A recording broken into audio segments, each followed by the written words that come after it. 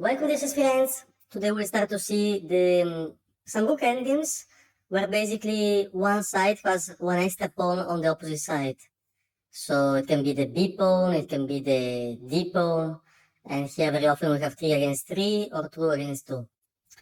So this is the first example that we're going to see, and this endgame is clearly winning for white because the extra pawn is on B5 and the rook is defending it in an active position on the rank, and it should be an easy win, yeah? But of course some precise moves are required, yeah? So let's see. In F8, this was played in the game. Probably there are no other best moves here because the position is just lost, yeah? So just let's see how black played in the game. King F8, King G2. Very logical move here because your main plan is to put the king in the center.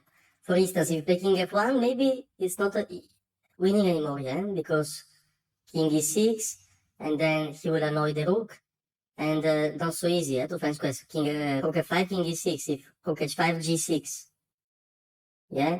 And now it's a 3 against 2, and it's a draw, of course, yeah? So king g2 is important because white needs to be in time to defend the rook. So you see, this is not an endgame that is winning always. It really depends if you can defend the rook with the king. Most of times you can. Now the kings are symmetrical, so we're in time. So king f8, king g2, king e7, king f3.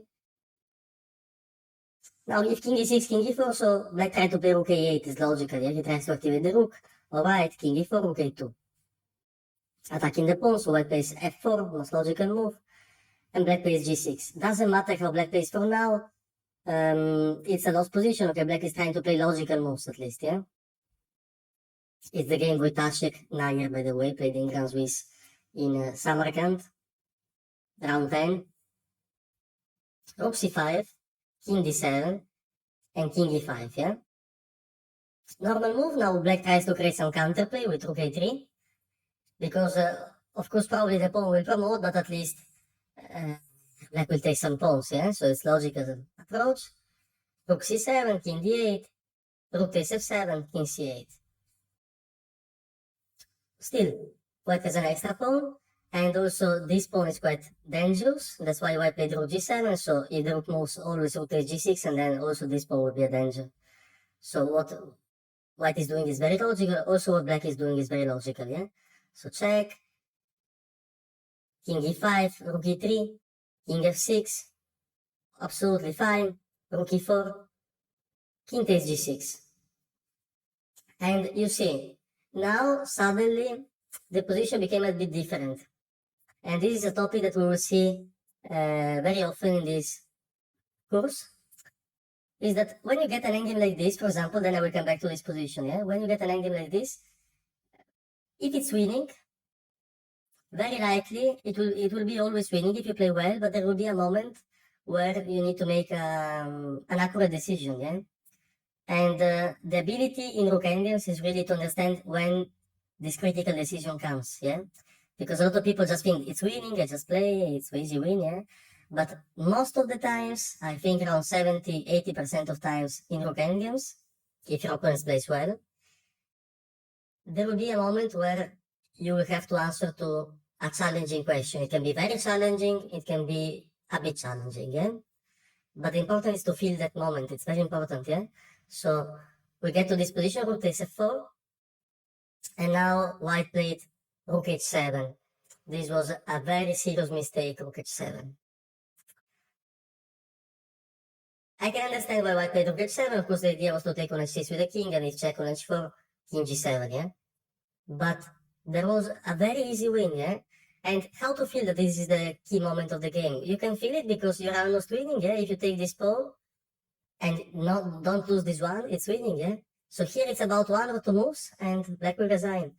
And, you know, there are a lot of wins, but I think the easiest one is just king h5. Because then the rook will go to g6 eventually, let's say rook b4, rook g6. And it's absolutely guaranteed that I will capture this pawn, not even a question, yeah? And then I will win with 2 vs 0, yeah? So this was an easy win. And white is a Grandmaster Wojtaszek, so very strong Grandmaster. He was like 2750, yeah? So, and he played this very bad move, rook h7. It's a very bad move because now suddenly rook b4 And how to defend this pawn? Not clear anymore. But now, the, how to say, the same task goes to black. Now suddenly the position is a draw, but even in these simple endgames, if it's a draw, at some moment you need to make a challenging decision, yeah? And that's what happened. b7, okay, of course you cannot take because the pawn endgame is lost, so of course this is not even a question, king g7 and promote, so king b8. Now white took king takes h6, this was the plan, and black started to give checks. Rook b6. Not the only drawing move, also other moves were draw, but okay. Rook b6, good move. King g5, rook b5, king f6. And now you see, it's very important moment. You cannot just play a move. You really need to understand what you are doing. Black played rook b3, and this was terrible mistake. Very bad mistake. But I will show you, yeah, I will show you right now the solution. Basically, black's idea had to be check and give checks forever, yeah? White can never go to the second rank, to the 7th rank because of check, yeah? And, okay, for example, let me show you. If king g7, you can take with check, let's say king g8, and now you can play just a move, and it's very difficult for white with this rook to advance. Okay, white can try to advance the pawn, we attack it. White will try to advance the pawn, we attack it. This is a typical method. White advance the pawn, we attack it. This is a key move. And the rook cannot move without allowing us to take. And if king goes here, we just give check. If king goes here, we can just go back. Yeah. If I place a waiting move, in this position, I like to play king a8 so that I can always give also check on the 8th rank. And there is no improvement for white basically because the rook cannot leave. Okay, if rook h8, king a7 now. Same story. Let's say you play h7, okay, rook b7. This is just draw. You will never have improvement. I just wait with the king. And if you move the rook, I take. If you move the king, okay, nothing will happen. If you don't move the king here, you will lose, yeah? It's right. No, it's draw still. Check, king f7, yeah, draw still. Okay. So this is the defensive method. But black played a very serious mistake, rook b3. And now it's winning for white. How? It's winning for white with the move rook h8. What is the idea? Of course, black needs to capture, of course. And now h4. Simple move. Because when you give check now, I can just go to g7 and no more checks. This square is controlled, yeah? And if you use the previous technique to attack the pawn, I just play h5, I just play h6, and we give check, king g7. And you don't have this square, it means that there will be a next move rook f8 and advance the pawn, and it's winning. So the key point is to have the b7 square. By playing rook b3, he allowed this very important move. This was a serious mistake. What was the correct move instead of rook b3? Okay, one move is to give check, yeah, as I showed you. Another possible move is also to play rook c5 with the same idea. So now you have checks, and you have the 7th rank check. You don't need to have the 8th, important is to have the 7th, yeah? So this was another move. Okay, white didn't play rook h8, white played h4. And now it's draw again, how? With a very simple solution, check. And no improvement, simply.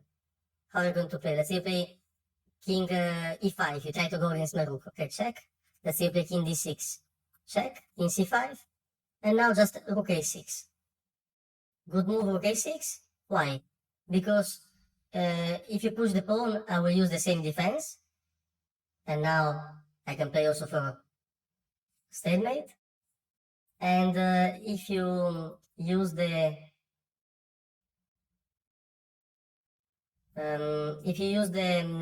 seventh rank idea, let's say this, now I use again this idea, and it's easy draw.